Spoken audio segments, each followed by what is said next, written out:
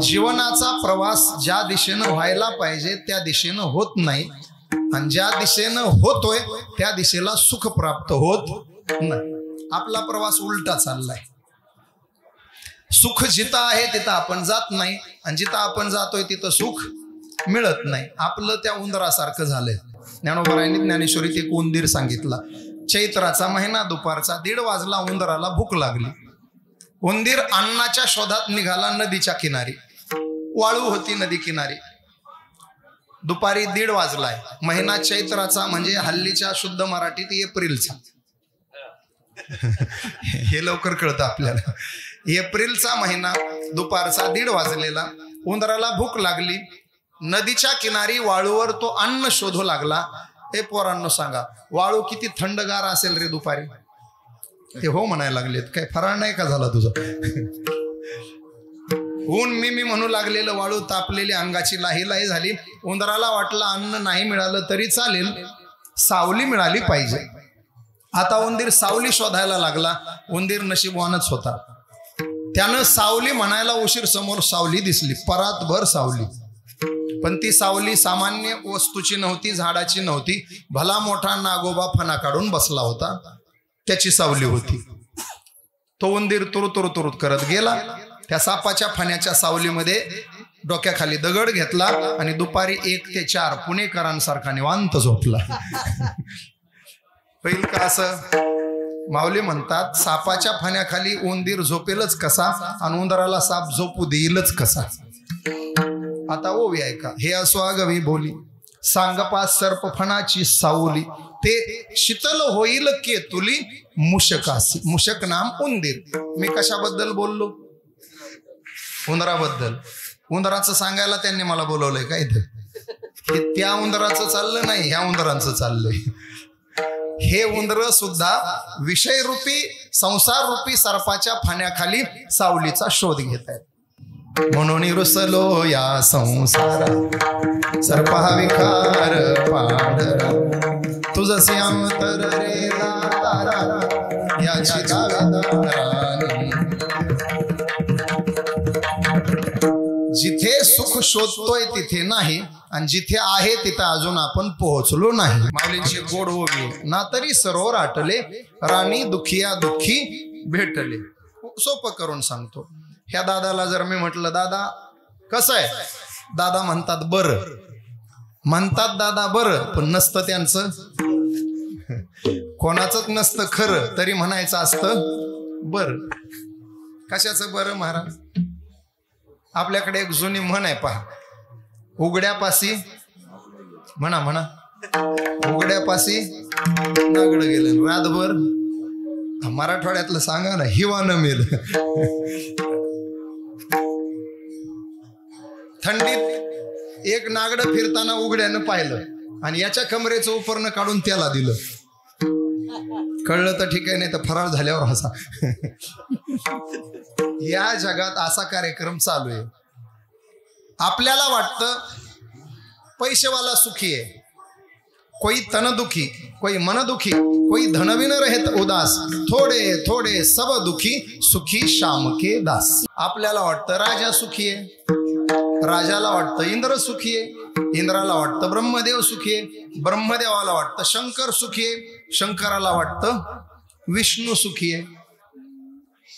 तुम्हाला खरं सांगू का? इंद्र सुखी नाही, ब्रह्मदेव सुखी नाही, शंकर सुखी नाही, आणि विष्णू सुद्धा सुखी नाही. विष्णूला वाटतं आळंदीला आलेले वारकरी सुखी.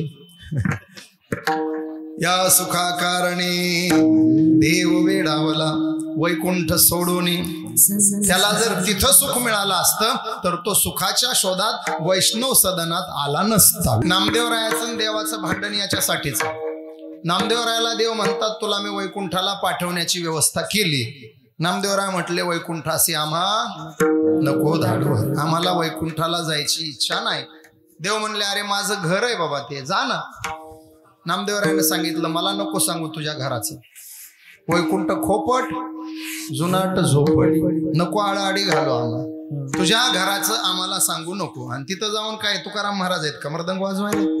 ठाकरे महाराज आहेत? काही नाही. वैकुंठा जाऊन कायबा करावे, उगेची बैसावे मौन्य रूप. देव म्हणले ते काही असो, माझं घर आहे म्हणून जा. नामदेवरायाने प्रतिप्रश्न केला, तुझं घर आहे पण तुला आवडतंय कसा? तू स्वतः बोलला, नावडे वैकुंठ शेषाचे शयन वैष्णव सदन. आता युक्तिवाद ऐका. देवाला नामदेवराय म्हणतात, तुझं घर जर तुला आवडत नसेल तर ते आम्हाला आवडण्याचा प्रश्न येणार. उदाहरण, खेडेगाव सप्ताह शेवटचे 2 कीर्तन जागर काला आमच्याकडं. योगायोगानं तुकाराम महाराजांना 2 कीर्तनासाठी गावकऱ्यांनी बोलवलेलं. आम्ही कीर्तनाला गेलो, महाराज वाजवायला, सुंदर कीर्तन झालं. एक ग्रस्त म्हणला, महाराज मुक्कामाला माझ्या घरी चला. मी म्हणलं, मुक्काम तुझ्या घरी करतो, पण घर जर मंदिराच्या शेजारी नसेल तर. मी मंदिराच्या शेजारच्या घरी झोपत नाही महाराज. ते म्हणाल का? रात्रीचा जागरण, पहाटचा काकडा. जागर सुरेला असेल तर झोप लागत नाही, आणि जागर बेसूर सुरू झाला तर झोपच येत नाही. काकड्याचं तसंच आहे. काकडा गोड सुरू झाला तर त्या आवाजानं जाग येते, ऐकण्याच्या नादात झोप लागत नाही. आणि काकडा जर वनवासी असेल, वनवासी काकडा माहितीये का? शक्यतो काकड्याला गॅरेजला लागलेल्या गाड्यात जास्त, 70 ओलांडलेले म्हातारे, त्याच्यात ह्याचं एक पाठ आणि त्याचं दुसरं पाठ, आणि ते म्हणते असं म्हण, हे म्हणते नाही तसं म्हण. एकदा मृदंग उचलीला म्हाताऱ्यानं दुसऱ्यावर, डोक्यातच घालीन म्हणलं. तो म्हणला, महाराज आपलं घर 3 किलोमीटर आहे. म्हणलं छान. आम्ही गेलो, माणूस हौशी होता. तुकाराम दोघंही गेले, सोबत 2 गायक, ड्रायव्हर. आम्ही 5 जण गेलो. माणूस हौशी. 5 ग्लास दूध प्यायला केला आम्हाला त्यानं. 5 गाद्या टाकल्या, 5 मच्छरदाण्या लावल्या. म्हटलं, महाराज निवांत झोपा, 9 वाजेपर्यंत नाही उठलात तरी चालेल. तुम्ही 9ला उठा, 10 वाजेपर्यंत आंघोळ करा, 10:30 पर्यंत आपण जेवण करू, 11ला काला सुरू करू. मी म्हणलं, ते सगळं खरं आहे, पण तुम्ही गाद्या 5च टाकल्या. तो म्हणला, तुम्ही माणसं 5 म्हणून गाद्या 5. मी म्हणलं, ते सगळं खरं आहे, आम्ही 5 गाद्या 5, पण तुम्ही शिल्लक आहे ना, तुमची गादी कुठे आहे? तो म्हणला, महाराज आम्ही नवरा बायको घरात झोपत नाही, आमची बाज तिकडं अंगणात 2 बाजा बघा, त्याच्यावर आम्ही झोपतो. मी म्हणलं, वा रे वा, तुम्ही घर मालकाने अंगणात झोपायचं आणि आम्ही पाहुण्यांनी तुमच्या घरात झोपायचं, कशामुळं? त्यानं उत्तर फार सुंदर दिलं. तो म्हणला, महाराज ह्या घरात ढेकणं एवढे झालेत, आंग टाकायला उशीर हल्ला चढवतात, म्हणून आमची बाज तिकडं आणि तुमच्या गाद्या. आता आम्ही घरात झोपतोल का? मी म्हणलं, मालक आता तुमची बाज जिथं, आमची गादी तिथं. तुमचं घर जर तुम्हाला आवडत नसेल तर ते आम्हाला आवडण्याचा प्रश्न येणार नाही. नामदेवराय हा युक्तिवाद करतात, देवा तुझं वैकुंठ जर तुला आवडत नसेल तर ते आम्हाला सुद्धा आवडणार नाही. मला वैकुंठात पाठवू नको, कारण तू वैकुंठात नाही, तो मी वैकुंठी नसे. एक काम करू ना देवा, तू वैकुंठात नाही आणि मला वैकुंठात पाठवायची गरज नाही. तुला पंढरपुरात कंटाळाच आला असेल तर जाऊ गड्या आपण. तुम्ही वैष्णव सदनात सुख शोधत आहे, तर चिर विश्रांती आणि सुख मिळवायचं असेल तर नामा म्हणे देवा, चला विश्रांती घ्यावया कल्प. बघा, ह्या भूमीचं एक 2-3 प्रकारानं तुम्हाला वेगळे पण सांगतो. इथलं तीर्थ महत्वाचं आहे, हे क्षेत्र महत्वाचं आहे, आणि इथलं दैवत महत्वाचं आहे. इथं इंद्रायणी तीर्थ आहे, आळंदी हे क्षेत्र आहे, आणि इथं शंकर पार्वती दैवत म्हणून विराजमान. दैवताचे नाव सिद्धेश्वर. आणि एकटे शंकर नाही, आई साहेबा सकट आहेत. पद्मावती तुम्ही फार चांगलं केलं महाराज. म्हणजे तुम्ही सिद्धेश्वराच्या दर्शनाला निघालात की अगोदर आईच्या पायावर डोकं ठेवायचं, मग देवाच्या दर्शनाला जायचं. ज्ञानोबाराय आणि सिद्धेश्वराचं दर्शन नंतर, अगोदर पद्मावती आईचं दर्शन. मग या भागात राहणारे भाविक फार पुण्यवान आहेत. तिकडून यायचं तर स्पेशलच आईकडे यावं लागेल. इकडून जाताना पद्मावतीला भेटून मग देवाकडे जाता येईल. काय झालं, त्या इंद्रानं मिननाथाला मच्छिंद्रनाथ ज्ञान शिकवत असताना ऐकलं, चोरून ऐकलं. मग परत मच्छिंद्रनाथाची क्षमा मागितली, मला हे ज्ञान फलीभूत व्हावं, मी काय करू? मच्छिंद्रनाथानं सांगितलं, तुम्ही तप करा. लोणावळ्याच्या डोंगरावर इंद्रानं तप केलं. तपांती भगवान शंकर प्रसन्न झाले, कमंडलूत जल घेऊन आले आणि त्याच्या डोक्यावर टाकलं. सांगितलं तुझं ज्ञान फलीभूत होईल आणि तुझ्या अंगावरून माझ्या कमंडलूतलं जल वाहत गेलं ते पुढे जाऊन नदीत रूपांतरित होईल. इंद्राच्या अंगावरून वाहत आली म्हणून इंद्रायणी झाली. त्यावेळेला इंद्रानं प्रतिज्ञा केली, महादेवा तुम्ही मला एवढं महत्व दिलं, माझ्या नावानं पवित्र नदी तयार केली, मी आज शपथ घेतो तुमचे 1 कोटी शिवलिंग आळंदीच्या पंचक्रोशीत मी स्थापन करील. महाराज आळंदीची पंचक्रोशी कुठून आहे? इंद्रायणी इंदोरीसी पंचक्रोशी. या इकडं इंदोरी गाव, इकडं पुणे, इकडं तुळापूर त्रिवेणी संगम, तुळापूर संगम, ही सगळी आळंदीची पंचक्रोशी आहे. आणि एवढ्या पंचक्रोशीत इंद्रानं महादेवाच्या 1 कोटी शिवलिंगाची स्थापना केली. 1 कोटी. कोटी व शिवलिंग आहे, त्याचं नाव आहे कोटेश्वर भगवान. 1 कोटी शिवलिंग आळंदीच्या पंचक्रोशीत आहेत. एवढी पंचक्रोशी आणि हे क्षेत्र महत्वाचं आहे. नामदेवराय इथं देवाला घेऊन येण्याची भाषा करतात विश्रांतीसाठी. आणि नाथ बाबा तुम्हाला मला सर्व सुखाचा पत्ता देतात. आजच्या अभंगामध्ये नाथ बाबा म्हणतात, जसं नामदेवरायांनी देवाला चिरविश्रांतीसाठी आळंदीत आणलं, तसं तुम्हाला चिरविश्रांती, समाधान आणि सुख पाहिजे असेल तर अलंकापुराशिवाय पर्याय नाही, कारण इथं सर्व सुखाची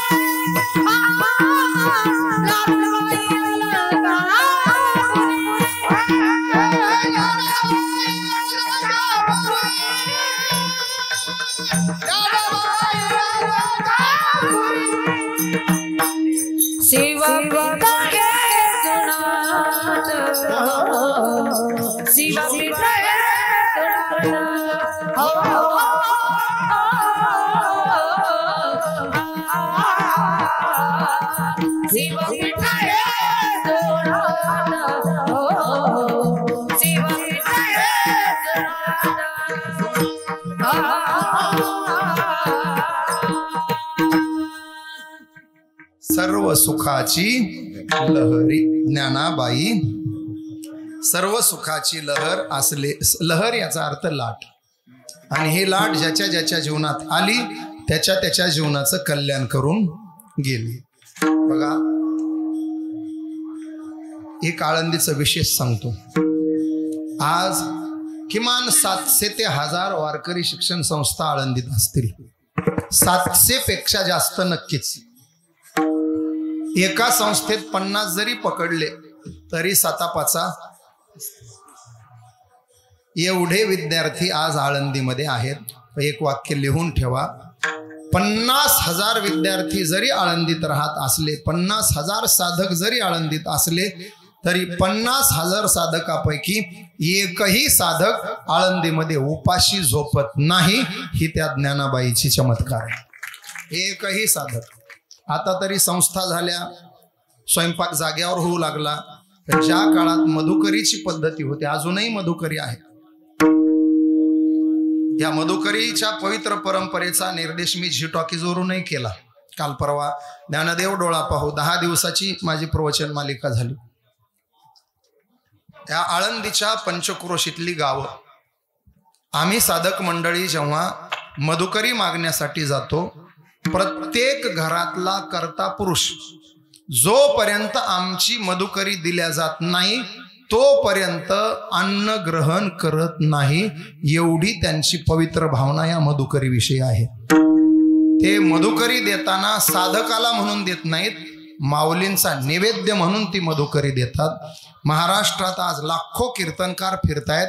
जे जे कीर्तनकार आळंदीत राहिले मधुकरी मागून त्यांनी शिक्षण पूर्ण केलं, त्या प्रत्येक कीर्तनकाराच्या रक्ताच्या प्रत्येक थेंबावर आळंदीच्या पंचक्रोशीचा अधिकार आहे. आम्ही आमच्या अंगाची कातडी करून त्याच्या मोजड्या बनवल्या आणि त्या जरी या भाविकांच्या पायात घातल्या तरीही त्या मधुकरीच्या ऋणातून आम्ही उत्तीर्ण होऊ शकत.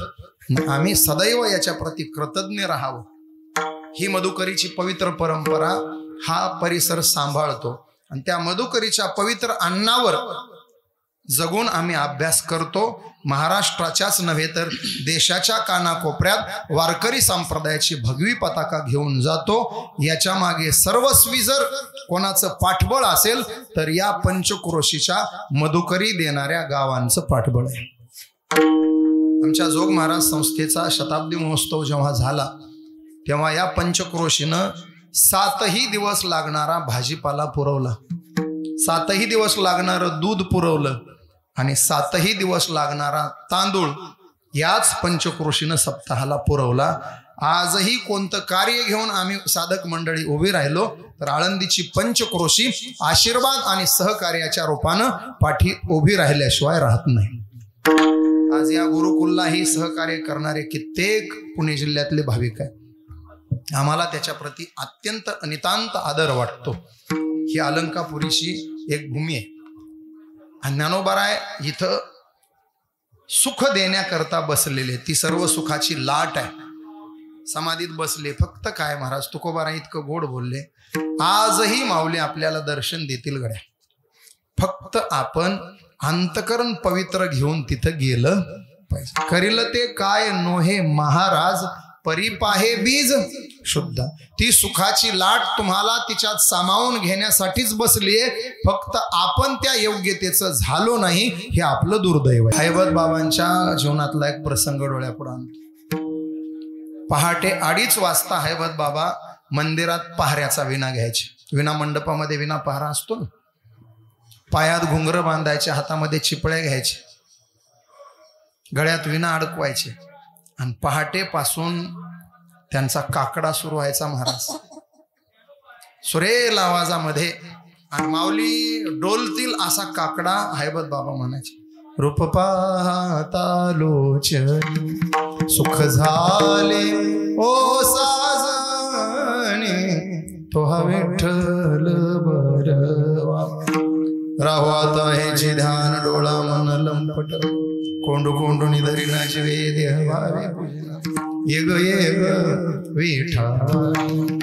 माझे पंढरीचे आई, माझे पंढरीचे आई, माझे पंढरीचे आई, बेमानी चंद्रप्रभा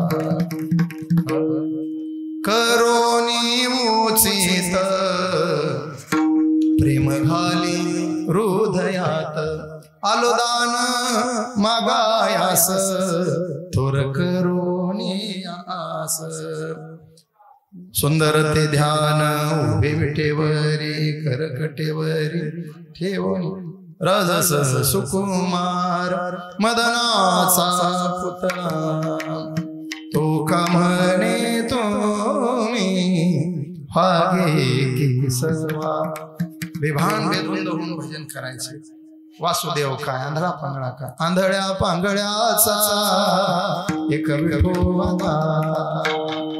जगजोगी जगजोगी जागे जाग बोलती. एक एक एक एक एक अभंग भजनामध्ये तल्लीन होऊन जायचे.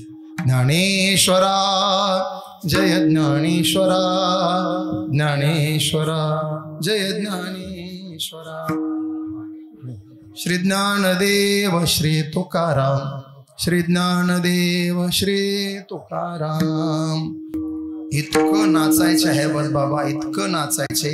नाचता नाचता पायातले घुंगर पायात टोचायचे, पाय रक्तबंबाळ व्हायचे, डोळ्याला धारा लागायच्या, अंग रोमांचित झालेलं असायचं, कंठ दाटून आलेला असायचा. माऊली माऊली माऊली म्हणून बेभान होऊन नाचायचे. आणि तो हैबत बाबाचा काकडा आणि भजन ऐकून आतमध्ये ज्ञानोबारायाची समाधी डोलायची. इतकी डोलायची, इतकी डोलायची, इतकी डोलायची की समाधीला दरदरून घाम यायचा. पहाटे पुजारी येऊन समाधीकडे पाहायचे तेव्हा समाधी ओली चिंब झालेली असायची. कोरड्या कपड्यानं समाधी पुसल्या गेली तर तो कपडा ओला चिंब होऊन जायचा. कपडा पिळला तर एक तांब्याभर पाणी त्या कपड्यातून निघायचं. एक तांब्याभर घाम येईपर्यंत ज्ञानोबारायाची समाधी आजही डोलायला तयार आहे. फक्त हैबत बाबासारखा काकडा आणि भजन करणारं कोणीतरी तिथं गेलं पाहिजे. आजही आमच्या जोग महाराज संस्थेचे गुरुवर्य पूजनीय कुरेकर बाबा फार गोड सांगतात. एक जण बाबांकडे गेला, बाबांना विचारलं, का हो बाबा तुम्ही सांगता आजही माऊली समाधीत आहेत, खरंच आहेत का? बाबा हसले आणि सांगितलं, बाबा आहेत का नाही रे, आहेतच. मग त्यानं म्हणला, बरं ठीक आहे बाबा, आहेतच तर किती दिवस राहतील? दत्ता महाराजासारखा एक साधक सोबत होता बाबांच्या, त्यानं सांगितलं, ओ भाऊ अरे किती दिवस काय, जोवरी चंद्र सूर्य तोवरी कीर्ती घट स्थिरू. बाबा बाळचंदू, अरे जोपर्यंत आकाशात चंद्र सूर्य आहेत तोपर्यंत माऊली समाधीमध्ये बसलेलेच राहणार आहेत. बाबांनी त्या साधकाचा हात धरला आणि सांगितलं, बाबा तुझं उत्तर बरोबर आहे, पण मला जे उत्तर द्यायचं ते त्याच्या पुढचं द्यायचंय. कुरेकर बाबा फार गोड सांगतात. बाबा असं म्हणतात, जोपर्यंत आकाशात चंद्र सूर्य आहेत तोपर्यंत माऊली समाधीत आहेत असं म्हणायचंच नाही. म्हणताना असं म्हणायचं, जोपर्यंत माऊली समाधीमध्ये बसलेले असतील तोपर्यंतच आकाशामध्ये चंद्र सूर्य दिसतील. ज्या दिवशी ज्ञानोबाराय समाधी सोडणार त्याच्या दुसऱ्या क्षणाला चंद्र सूर्य आकाश सोडून निघून जाणार. आकाशाची लाट इथं विसावलेली आहे आणि भजन करत त्या समाधीमध्ये बसली आहे. आपण ज्ञानोबारायाचा एक फोटो पाहतो. पहा, ज्ञानोबारायाचा बाल रूपातला फोटो आहे आणि त्याच्या डोक्यावर फेट आहे आणि त्या फेट्याला दोन्ही बाजूनं जरीची पट्टी आहे. हे जे माऊलीचं चित्र आहे, सगळ्यात पहिल्यांदा हे चित्र कोणी रेखाटलं याची एक आख्यायिका पूजनीय वक्ते बाबांच्या मुखातून ऐकायला मिळाली. मुक्ताईचं चरित्र त्यांनी लिहिलं, त्याच्यातही ती रेखाटली. एकदा असं झालं, विदर्भातले एक महान साधू प्रज्ञाचक्षू ज्ञानेश कन्या गुलाबरावजी महाराज, ते डोळ्यानं अंध आहेत, स्वतःला माऊलीची मुलगी मानतात. कपाळाला कुंकू लावायचे, हातामध्ये बांगड्या भरायचे, अंगावर साडी परिधान करायचे, आयुष्यभर ते माऊलींची मुलगी म्हणूनच राहिले. आणि जन्मांध. त्यांच्या रचना इतक्या गोड आणि सुंदर आहेत. महाराज आळंदीला आले, माऊलीच्या समाधीची तेव्हा पूजा असायची, फार छान पूजा व्हायची. केळी असायची, दही असायचं. दही आणि केळी लावून ज्यांनी माऊलीला आंघोळ घातली ते भाग्यवान लोक. आम्ही बालपणी ते अनुभवलंय. नंतर दही केळी बंद केली, समाधीची झीज होते वगैरे अशी कारणं देऊन मग दुधावरती आलं. मग दुधाची आंघोळ ज्यांना घालायला मिळाली तेही त्या मानानं नशीबवानच. आताची पिढी फारच पुण्यवान असल्यामुळं पूजाच बंद झाली. आता थेट बाहेरच पादुकांची पूजा आहे. चला, किमान पादुकांची तरी मिळते यातही नशीबच मानायचं. आपण काय पुरातत्व खात्यातला आपण कशाला आवाहन करावं? आपली भावना, पादुकातही माऊली असतातच. घोड्याच्या पाठीवर जेव्हा पादुका असतात तेव्हा आपण घोड्याच्या पायाची माती घेतो, याचा अर्थ घोड्याच्या पाठीवर माऊलीच विराजमान आहे ही आपली भावना असते. म्हणून पादुकाला स्नान घालायला मिळालं तेही नशीबच आहे. मग ते समाधीला असं चोळून आंघोळ घालत होते. तेवढ्यात हैबत त्या गुलाबराव महाराज गरजले, हो सावकार, काही कळतं का तुम्हाला? माझ्या आईच्या अंगाला तुमची अंगठी किती टोचते, अंगठी काढा ती. पुजाऱ्यानं पाहिलं, अरे बापरे, दोन्ही डोळ्यानं आंधळा माणूस, अंगठी याला दिसली केव्हा? मग पुजाऱ्याने फिरकी घेतली. पुजारी म्हणला, हो सावकार, काढा काढा. ती तुमची उजव्या हाताच्या अंगठ्या शेजारच्या बोटातली जी अंगठी आहे ती काढा, समाधीला घासते ती. तेवढ्यात गुलाबराव महाराज गरजले, ओ पुजारी थट्टा नका करू, आंधळा वाटलो काय तुम्हाला?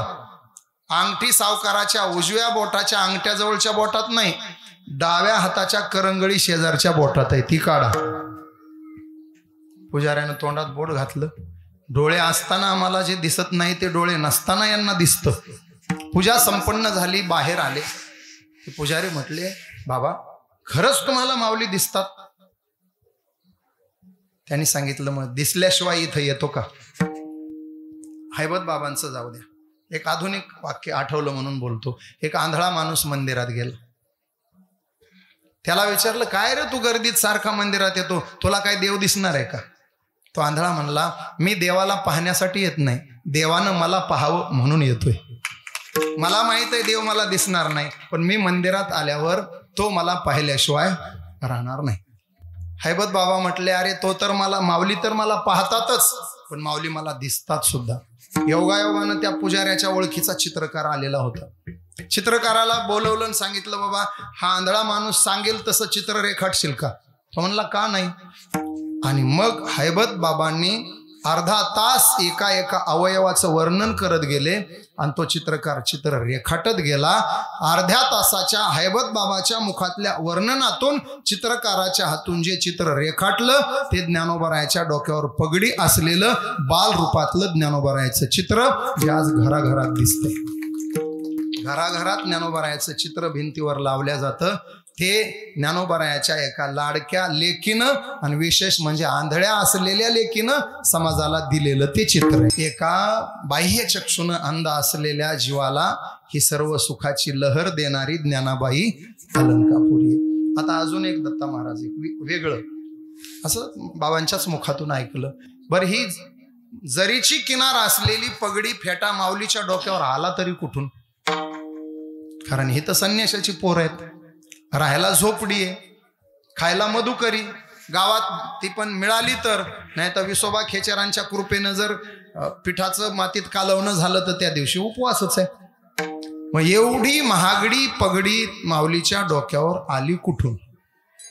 त्याची एक गोड आख्यायिका आहे. आपली संत मांदेळी तीर्थयात्रा करत करत काशीला गेली.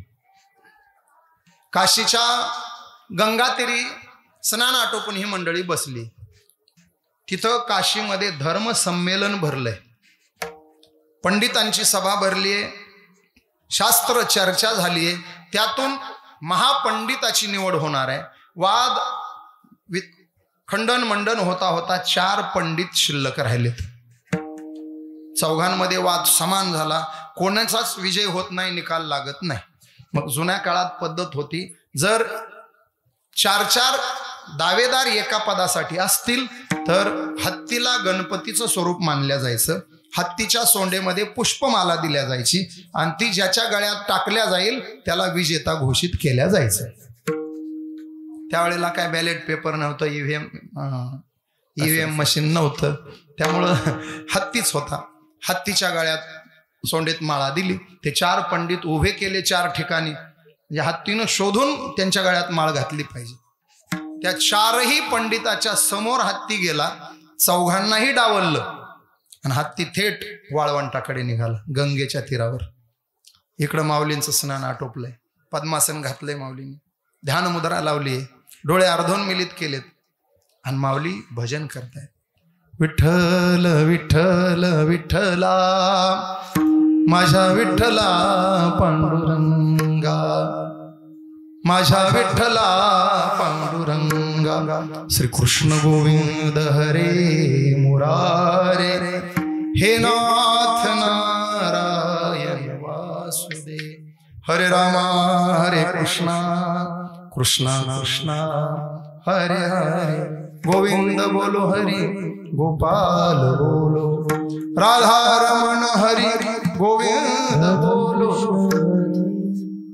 तेवढ्यात हत्तीच्या माग शेकडो लोकांचा थवा, हत्ती ताड ताड ताड चालत आला. ध्यानमग्न असलेल्या भजनात तल्लीन झालेल्या माऊलीकडे गेला आणि आपल्या सोंडेतली पुष्पमाला माऊलीच्या गळ्यामध्ये टाकली. गावात लोकांना काय, हत्तीनं कौल दिला, बस हाच महापंडित आहे. उचललं माऊलीला खांद्यावर. लोक विचारू लागले, अरे कोण है, कोण है? नामदेवराय पळत गेले आणि सांगितलं, हे हमारे महाराष्ट्र के संतों के संत ज्ञानेश्वर महाराज है.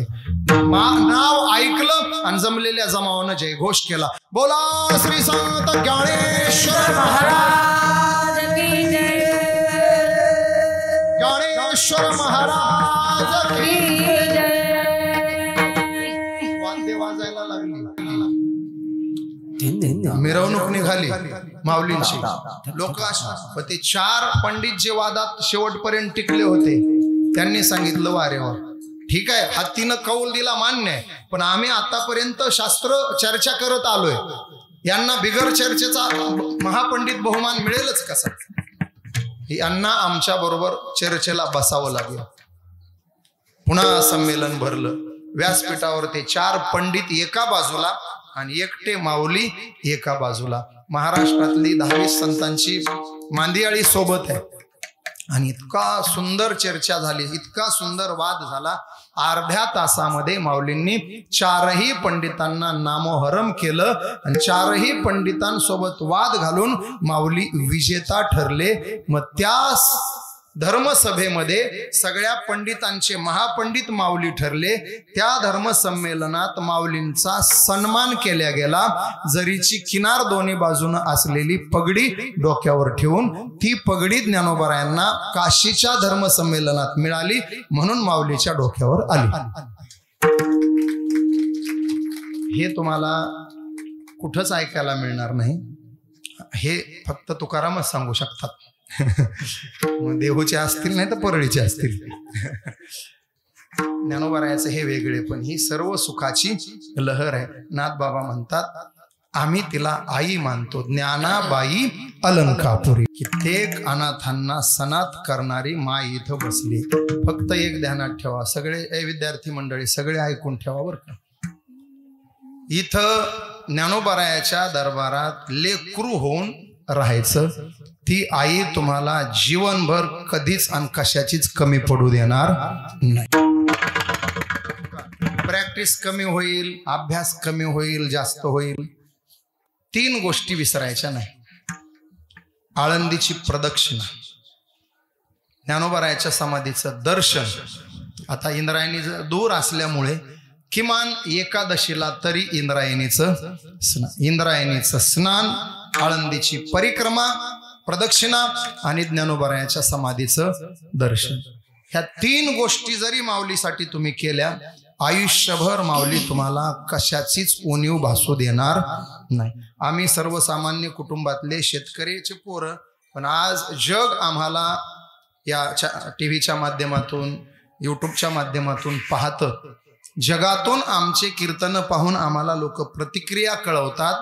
आम्ही जगमान्य लोकमान्य ठरलो केवळ त्या अनाथाच्या आईनं आमचा अंगीकार केला आणि आम्हाला सनात केलं म्हणून.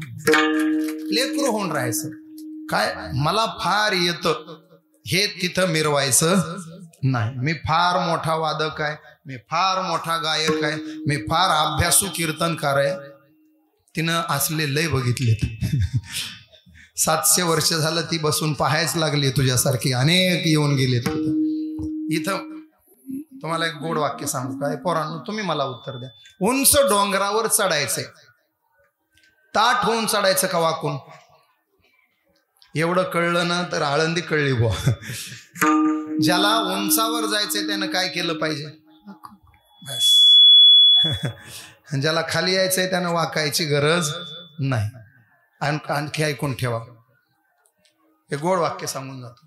पक्ष्यांना आकाशात उंच भरारी घ्यायची असेल तर पंखांची गरज आहे, पण माणसाला जर उंच भरारी घ्यायची असेल तर पंखांची गरज नाही. माणूस जितका वाकला तितकी उंच भरारी घेऊ शकतो. आळंदीत वाकायला शिकलं पाहिजे. आता वाकायचं म्हणजे कुठेही नाही. तुम्हाला 3 ठिकाणं सांगतो. 1 पंढरीच्या विठाई पुढं वाकायचं, 2 आळंदीच्या ज्ञानाई पुढं वाकायचं आणि 3 जन्म देणाऱ्या आई पुढं वाकायचं. आई, ज्ञानाई आणि विठाई या 3 ठिकाणी जो वाकला त्याला जीवनात कुठं पुन्हा वाकायची वेळ येणार नाही. इथं वाकायचं. जीवनात तुम्ही स्वाभिमानानं जगल्याशिवाय राहणार नाही. ती आई आहे. महिला मंडळ, तुम्हाला प्रश्न. 2.5 वर्षाचं लेकरू तुमच्या मांडीवर येऊन बसलं, तुमचं लेकरू, आनंद होईल का नाही? कितीतरी आनंद होईल. त्याच्या गालावरून हात फिरवाल, बोट कडाकडा मोडाल, पटापटापटा त्याचे मुके घ्याल. तुमचंच लेकरू 2.5 वर्षाचं येऊन बसलं, आनंद आहे. आता तुमचंच लेकरू 32 वर्षाचं झालं आणि मांडीवर येऊन बसलं, हाता गालावून हात फिरवतील. आता आई म्हणाले घोड्या हाय तिकडं, फगाडा झाला 30 वर्षाचा बरा बसतो मांडीवर. आता उग विचार करा, जन्म देणाऱ्या आईला जर मोठं झालेलं लेकरू मांडीवर सहन होत नाही, तर मी लय मोठा असं मिरवणारं लेकरू ह्या समाधीतल्या आईला तरी सहन होईल का? आईच्या मांडीवर बसावं वाटतं, आईनं गालावरून हात फिरवावा वाटतो, आईनं पटापटा मुके घ्यावे वाटते, तर आईच्या मांडीवर खेळण्याकरता लहान लेकरू होऊन राहण्याचा प्रयत्न केला पाहिजे. देव जर लहान झाला तर तुम्हाला काय अडचण आहे? देव यशोदेच्या मांडीवर बसायचं म्हणून तर लेकरू झाला, नाही तर विश्वाचा जनिता आहे तो. पण म्हणे यशोदेसी माता, तिच्या हातचं खायचंय म्हणून तर तिथं आला. एरवी पृथ्वी जेने तृप्त केली, पण त्याची यशोदा, अरे विश्वाला आधार आहे त्याचा. पण आईच्या कडेवर बसायचं म्हणून तर तिथं आलाय. विश्वव्यापक कमळापती, त्याची गवळणी कडी. त्याला तो लाड करून घ्यायचा आहे, लाड पुरवून घ्यायचा आहे. लाड पुरवून घ्यायचा असेल तर आईच्या मांडीवर बसण्यासाठी लेकरू व्हावं लागतं. आई इतका लाड करते महाराज, इतका, माझं सोनं, माझी चांदी, महा बाबड्या, महा डाबड्या. पोरगी असली तर तेव्हा ती माझी बाहुली. हे आईचं प्रेम आहे ना. आणि पांघरू घाली ते कुंचड, माहित आहे का तुम्हाला? कुंचड, कुंचड, अहो ते म्हातारीचे 12 लुगडे फाडून त्याचे धुडके काढून बनविलेलं टोपडं, दुसरं काय कुंचड. त्याला वरून 2-3 गोंडे लावलेले, त्याला बांधलं का नाही तुम्ही सगळ्यांनी?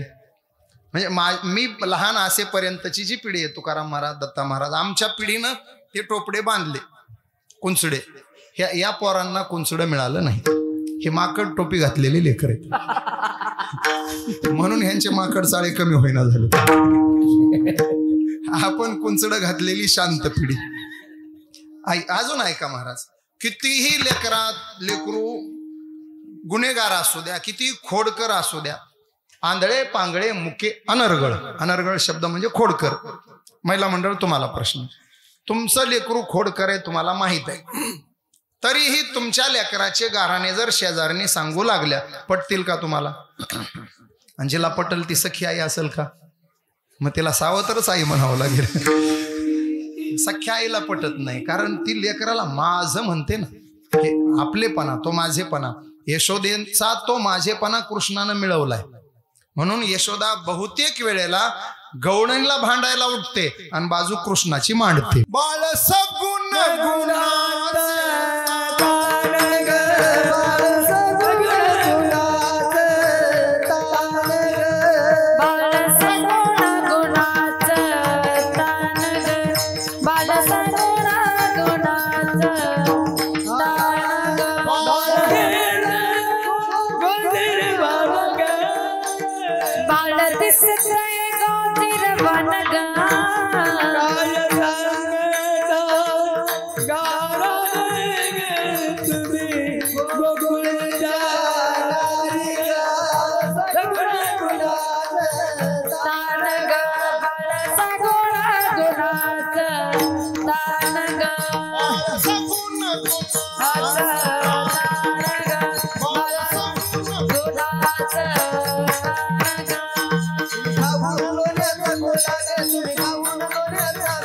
तुम्ही खाऊन लोण्याचा गोळा, तुम्ही खाऊन लोण्याचा गोळा, आळ घेता या गोपाळा, आळ घेता या गोपाळा, आळ घेता या गोपाळा, आळ घेता या गोपाळा. अगं तुम्ही जायच्या ओठाला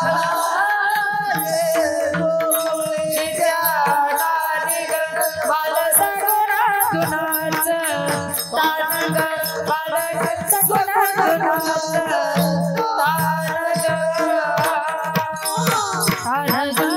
आईनं इतका भरभक्कम पाठिंबा जर तुम्हाला द्यावा वाटत असेल ना, तर तितकं समर्पित लेकरू व्हायचं. ही समाधीतली आई आहे आणि त्या आईला आपण इतकं समर्पण द्यायचं की तिनं प्रत्येक वेळेला आपल्याला भरभक्कम पाठिंबा दिला पाहिजे. म्हणून सर्व सुखाची लहरी ज्ञानाबाई. बाई शब्दाचा अर्थ आई. आई केलंय. आमच्या सगळ्या संतांनी तिला आई म्हटलंय. ज्ञानराज माझी योग्याची माऊली, साधकाचा माय बाप, त्यातली माय लक्षात ठेवा. हे मला मातृ हृदय ज्ञानोबरायाचं सांगायचं. एक गोड वाक्य सांगून मधलं भजन घेतो. ओवी सांगायची मला एक अतिशय गोड. बघा तुम्ही 1 वर्षाच्या आतलं लेकरू आहे महिला मंडळ. त्याला तुम्ही पावडर लावता ना, काजळ लावता, त्याला दागदागिने घालतात. ते मनगटामध्ये काय राहतं ते म्हणजे काय असेल ते, दंडात काहीतरी घालता, पायात ते काय वाळ, पैंजण, बाजूबंद, असं काय काय काय काय घालतात बरंच. आता मला सांगा, काळे कापूर आहेत का काय आमच्या ठोकवाडीचे आहेत काय? तरी म्हणलं मी आपलं घरचंच माणूस कसं दिसायला. बरे वा, आमचे माणसं बी फोडून आणली तुम्ही. ऐका, हे 1 वर्षाच्या आतला विषय आहे लेकराचा. सगळं तुम्ही त्याला करता. मला सांगा, तुम्ही त्याला अंगठी घातली, त्याला काही किंमत आहे त्या अंगठीची? 2000चा ड्रेस घातला, त्याला काही किंमत आहे त्या ड्रेसची? आणि कळलं असतं तर 15 मिनिटात त्यानं शिकिली असतं का त्या कपड्यात? त्याला अंगठीची किंमत नाही, ड्रेसची किंमत नाही. तुम्ही त्याला नटवलंय, मग त्यानं डोळ्यात बोट घालून तेच काजळ असं गालाला लावलं असतं का? त्याला जर तुम्ही सजवलेल्याची किंमत असती तर. एवढं सगळं ते लेकरू करून केलेला सगळ्या मेकअपचा सत्यानाश करणार आहे, तुम्हाला सगळं माहित आहे. तरीही तुम्ही त्याला दररोज सजवता का नाही? ज्ञानोबारायने हे ज्ञानेश्वरीत सांगितलं. का सजवते आई? लेकराला कळू नाही कळू, आई सजवते. त्याचं कारण सजलेलं लेकरू पाहिल्यावर आईचं मन भरून येतं म्हणून. आता उभी ऐका. अगा बाळका लेवविजे लेणे, तया शृंगारा बाळकाय जाणे, तो सोहळा भोगणे जननी दृष्टी. लेकरू सजलं की आईचं मन भरून येतं, अंतकरण भरून येतं. तसं आमच्यासारखे लेकर जगमान्य झाले, लोकमान्य झाले. कोणाला विद्वत्तेचा श्रृंगार झाला, कोणाला कलेचा श्रृंगार झाला. मग हे कलेनं विद्वत्तेनं नटलेलं लेकरू बघितलं की त्या समाधीतल्या आईचं मन भरून येतं आणि तिला आनंद झाल्याशिवाय राहत नाही. मग तिनं जर आपल्याला पुन्हा पुन्हा नटवावं वाटत असेल, पुन्हा पुन्हा सजवावं वाटत असेल, तर त्या आईजवळ आपण लेकरू होऊन गेलं पाहिजे. तुका म्हणे, तुम्ही उदार कृपाळ शृंगारिले बाळ कौतुके. ती आपल्याला कौतुकानं सजवायला तयार आहे.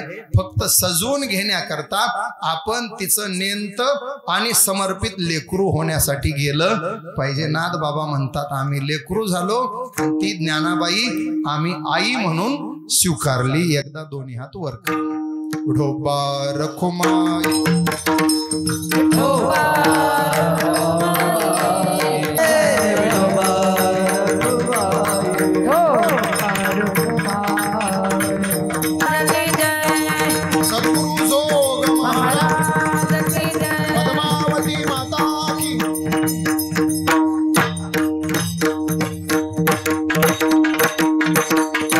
सर्वांना धन्यवाद. या तालमंथन वारकरी शिक्षण संस्थेच्या भावी उज्ज्वल वाटचालीसाठी मनातून हार्दिक शुभेच्छा देतो. आणि जिथं जिथं सहकार्याची गरज पडेल तिथं तुकोबारायाचा थोरला भाऊ म्हणून उभं राहण्याचं आश्वासन देऊन सेवा संपवतो.